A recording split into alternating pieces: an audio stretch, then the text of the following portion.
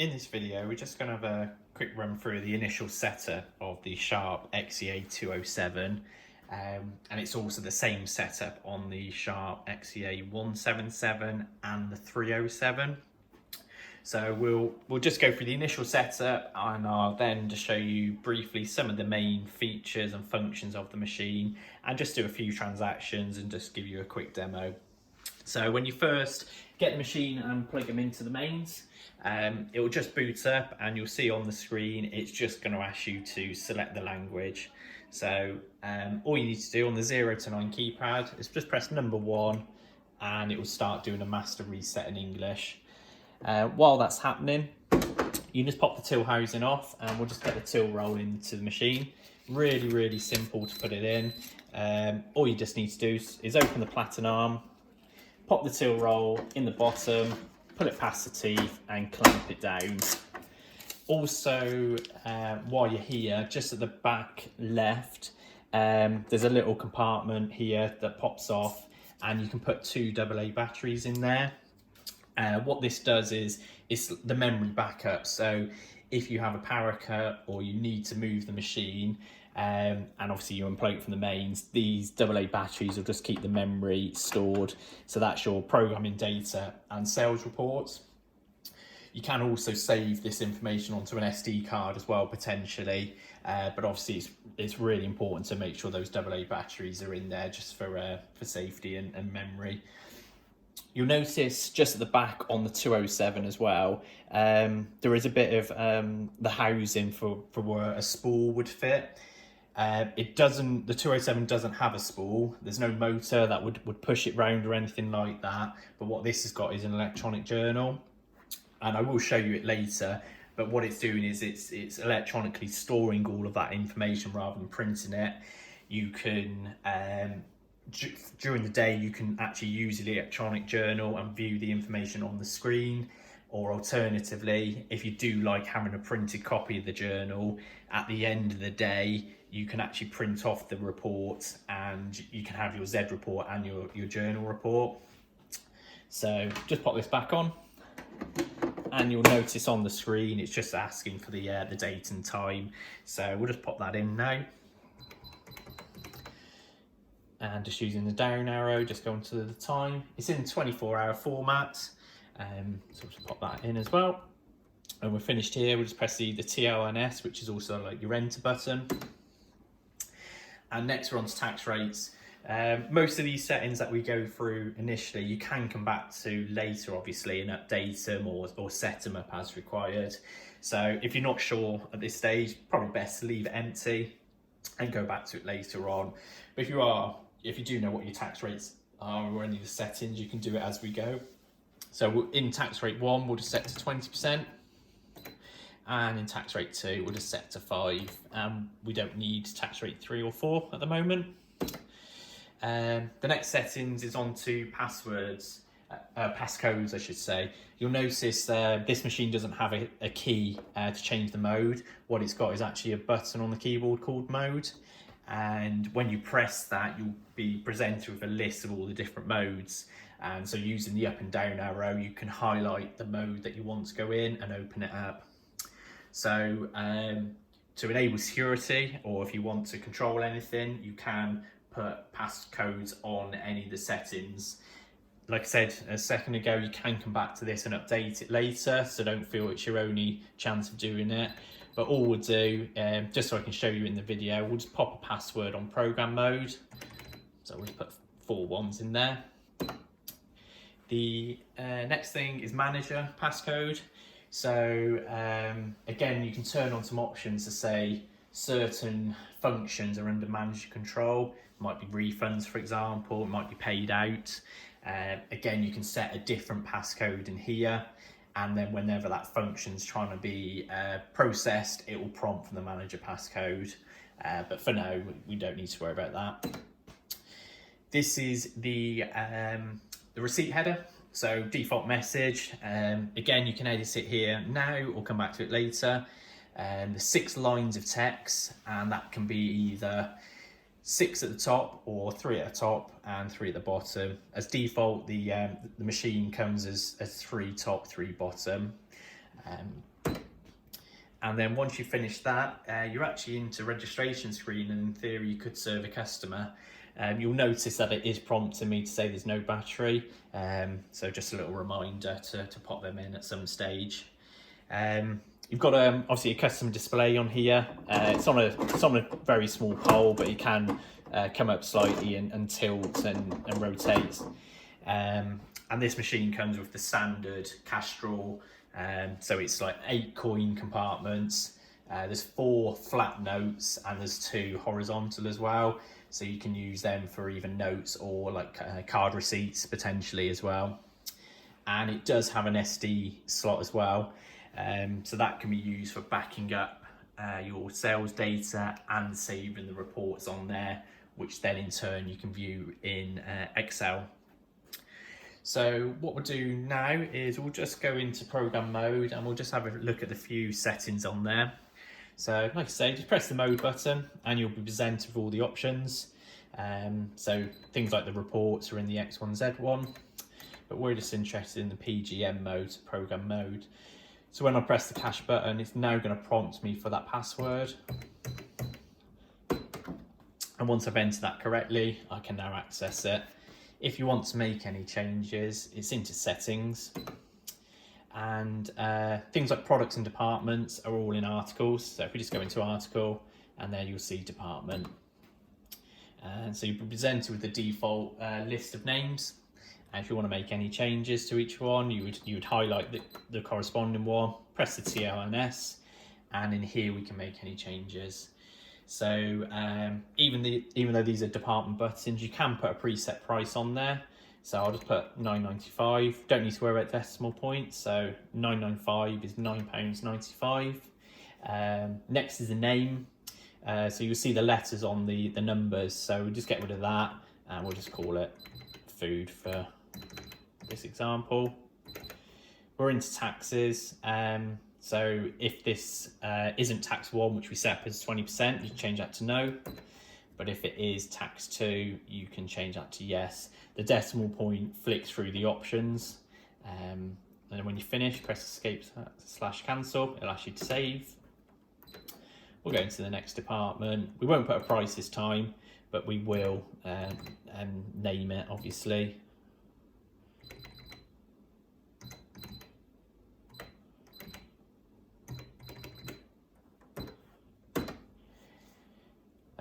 So we just set up a couple of departments. It's probably enough just to show you how to use the machine. So we can come out of there and we can come back to this main list of all the settings, and you will see there is a lot of options in here. Quite a few things you probably won't go into, but it just gives you lots of options and different settings of how you can set the machine up. Probably the most common one is articles, but then also in optional. So these are some of the basic settings in the machine of how you want it to work. So if you do open that one up, in basic system, for example, there's just lots of default settings. So, you know, date format. So as standard, it's 24 hours, but you can change that to 12 hours if you wish. Even the date format, so it's day, month, year. If you do prefer month and day, obviously you can change that. And then just, you know, there is just a lot of options in here. One feature in here is this halo function. This is to stop cashiers ringing in too high a value. So you can turn on this function, and then when you're setting up products or departments, and you're putting either a preset price in there or leaving it open, you can I'll show you this one. You can set up a halo limit. So if you typed 1000, that's £10. So if you tried to sell that item at over £10, it would stop you from someone keying in like £10 and a penny or £1,000. So you can do that, get used quite a lot. But like I say, there are quite a lot of settings in here that's available to you. It's probably worth not playing around too much for Run to begin with. It's probably worth using the machine and getting used to it, and then if there's something not quite right to your individual circumstances, you could look at the settings. Obviously, all the information's available in the manual, and it will tell you how things work. But you may find, you know, there's some simple changes you can make to it to make it a bit more user friendly for yourself. There's even things like function text, so you can even rename some of the data on the reports and receipts. If it, you know, if you want to make it more user friendly or more suited to your environment, you can do. So we set up a couple of departments, and now I'll just quickly show you how to do some transactions, and again some of the common features and functions that customers ask for and use day to day. So we set up the first product with the default price. So if you have got default prices on there, you can literally just press the department button and it will come up with the name and the price that we've just done. You can overtype that price, so if it was £10, you can just press it. And alternatively, the second department, sweets, you can just key in the amount and sell it in there. So there we go, so 95p into sweets. And you can continue to add, you know, as many items as you need to. When you are finished, you can just press subtotal. If you had any discounts, you know, whether that's a percentage off or fixed value off, then you would do that process at the subtotal level. But if the customer's just giving you £25 in cash, you can then just type in the monetary value the customer gives you, so 2500, then press the cash tender button, and the machine will tell you the change to provide the customer with £3.20. Obviously that all comes out on the receipt as well. One feature that gets asked for quite a lot is if you can put either, you know, a reference, you know, an invoice number or even a product reference on the transaction. And yes, you can. It's really simple to do.